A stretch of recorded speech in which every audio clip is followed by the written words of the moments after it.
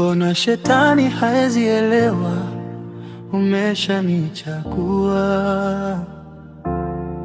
Hata akijaribu kuniangusha usaninua, na mambo anazopanga ulishapangua. Hata kama hataki niende mbele, sitorudi nyuma. Umekuwa mwaminifu wangu na siwezi jingangania. Wewe ndio funguo langu, njia wanifungulia. Hata siwahi kuomba, wewe waniombea. Na unanipitisha hata pasipo na njia.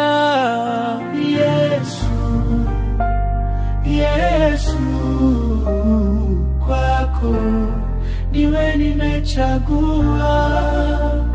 Yesu, Yesu, kwako niwe nimechagua.